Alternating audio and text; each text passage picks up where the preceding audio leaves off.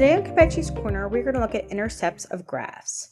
So the x-intercept is the x-coordinate of a point where a graph crosses the x-axis. So this is my x-axis and that's my y-axis. Okay, so this point right here, that would be considered my x-axis. So that happens to be at the point 1, 0.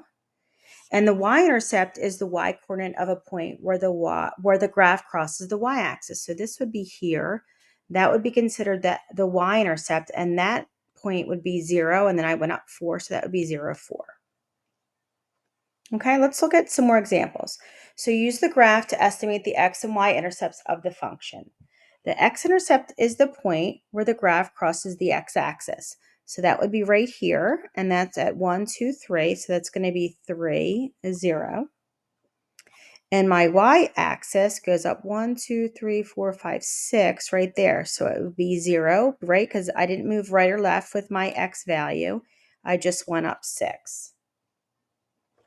Okay, looking at our next example, this time my x-axis is intercepted to the left, so it's a negative value. So that goes, my x-intercept is negative 2, 0. My y-intercept is also negative, and I went down 1, 2, 3, 4, 5, 6. So that would be 0 and negative 6. Okay, let's look at this last example. That's a vertical line. So again, this is my x-axis here. It does touch my x-axis right here, right? So that touches it at negative 2, 0. But it does not touch my y-axis at all, right? There's no spot where it touches, so there is no y-intercept.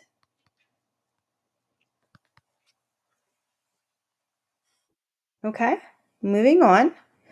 Again, use the graph to estimate the x and y intercepts of the function. So this time we seem to have more than one x-intercept. So it hits the x-axis there and there. So that's going to give me negative 4, 0.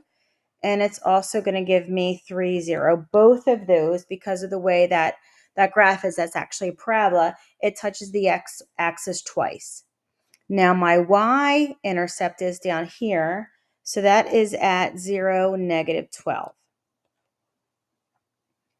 Okay, so let's look at the next example. It says, we're talking about a fitness example. It says the graph shows the number of people, Y, at a gym. So this is my Y, it's the number of people at a gym for X hours. That's my X down there after the gym opens.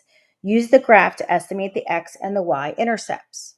Okay, so my X intercept is right here. So my X value there is 12 and my Y is 0.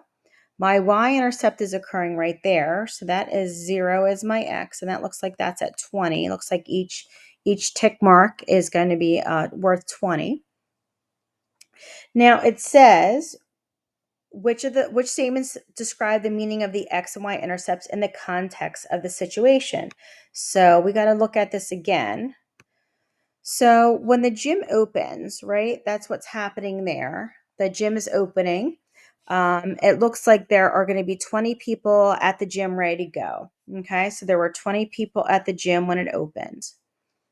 And at closing, right there, after 12 hours, it doesn't look like anyone was there. Okay, so let's look at B. The gym closed after 20 hours. That's not true, right? The gym closed at 12 hours. The gym closed after 12 hours. That's what we just said, right? So that one's okay.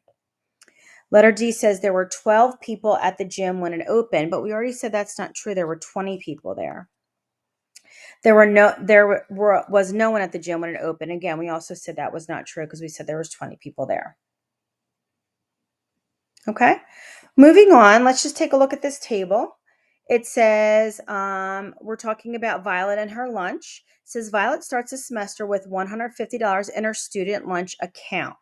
Okay, so that's what 150 is going to be what started there. Each day she spends $3.75 on lunch. The table shows the function relating the amount of money remaining in her lunch account to the number of days Violet has purchased lunch. So again, the important information there is she starts with $150 and every day she's losing 3.75 in her account, right? $3.75 is what each lunch costs. So let's take a look at this. The x-intercept, right? The x-intercept is when y is equal to 0. So the x-intercept there is 40 or 40, 0, right?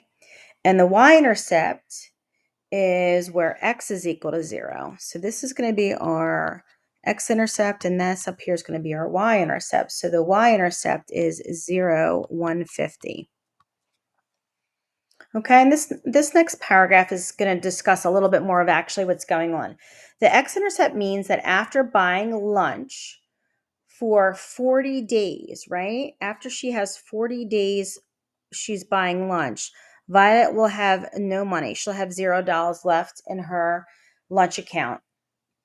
Or it will take Violet, another way of looking at it, or it will take Violet 40 days to use all of the money in her lunch account, right? That will get her down to 0.